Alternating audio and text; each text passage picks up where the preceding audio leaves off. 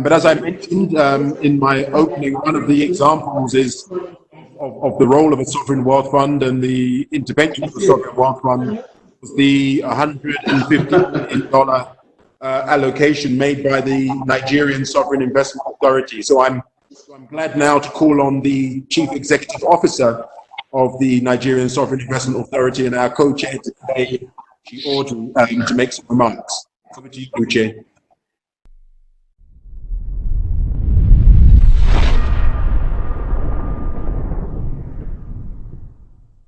Thank you very much, Hubert, and thank you, colleagues, for taking the time to join this webcast. Unfortunately, I'm only able to join you by audio. The video quality is not so good. And I think that throws up something important. Maybe we all should spend some time and invest in technology in our various home states so that we can continue to interact, because I think the use of web interactions and video will probably be the new normal, where we travel less and do more via video conferencing. May I also please suggest anybody else who's not speaking to mute their lines, because there's still some feedback on the line. I will say the following 3 or 4 things. The first is sovereign wealth funds were set up for a time like this. Okay, we're set up for a time when there's going to be economic stress. Unfortunately, many of us in Africa were only very recent creations, so we have not built the depth of capital necessary to support the countries that to support our various home governments. But having said that, the fact that these institutions are available even provides, no matter how limited, some level of support, I think is appreciated. If anything, I believe that once we come out of this session, many of our countries' governments will appreciate the role that we play and provide significantly more support in the future. And that calls for, number 2, being creative, being bold, and to some extent actually putting yourself out there to support and help. And here's what I mean by that. At the NSIA, and I personally believe that this pandemic is as sad as it is and lives are being lost. From an investment perspective, it is time to be contrarian. It is time to be contrarian. It is time to put money to work, and it is time to put money to support and help our various home governments overcome this situation. At the NSIA, we've always had healthcare and agriculture as our 2 top areas of investment out of 5, 2 of our top 5 areas of investment, and we're going to re-emphasize that more now. One thing is clear.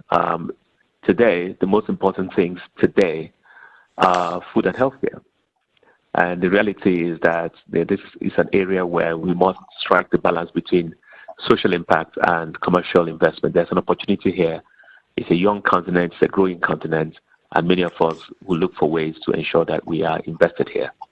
On healthcare, as well as pharmaceuticals in particular, it's also a strategic area of importance that I think many of us will need to be looking and paying attention to supporting. Because one of the things that really troubles me today is the fact that pharmaceuticals is now being seen as a tool of national security. And so with India limiting exports, China limiting exports of active pharmaceutical ingredients, it becomes a matter of urgency that we all look to these areas as areas of investment. As consequently, we are looking to put money to work here. There's something for the markets, and for those who have allocation to invest internationally, I would look internationally as well to invest. And I say that only because if you look back at history, every one of these situations, and quite frankly, the only thing that is closest to what we have seen now is the 1918 influenza pandemic.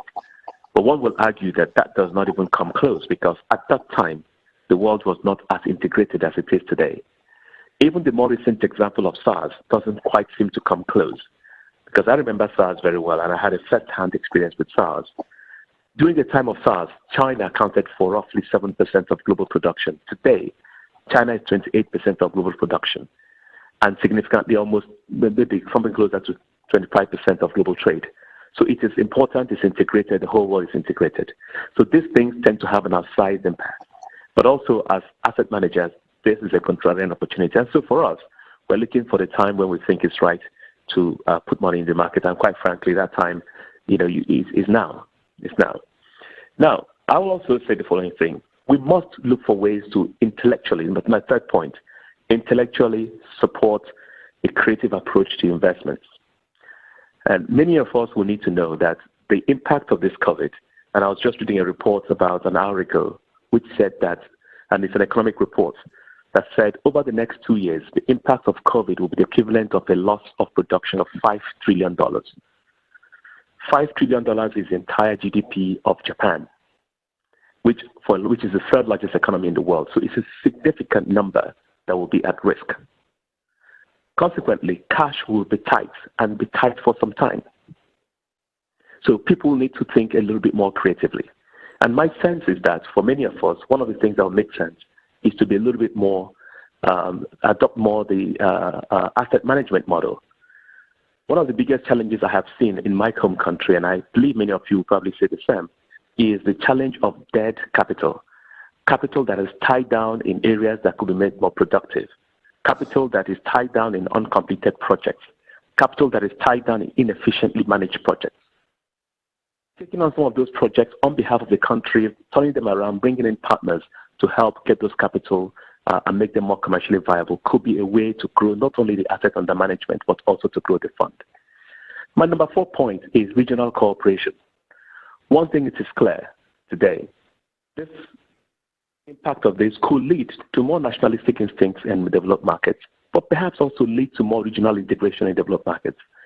Within Africa, my sense is that no country in its own can grow without trade. So there's been many things done in trying to bring African countries together, but I think in more ways than none, in cooperation within countries, especially neighboring countries or regional blocs, is very, very important. And the final point I will make is this.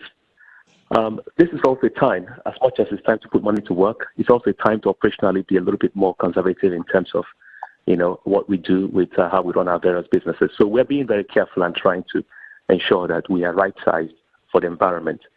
But I will end my comments by saying this too shall pass. These experiences come and they go. And I think, and I'm hoping that, once a vaccine is found and then there's rapid testing, then we might be able to start to recover.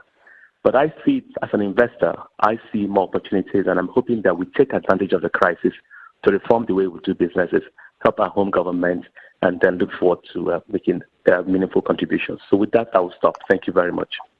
Doing business in Africa. You can't afford to be without Africa Investor.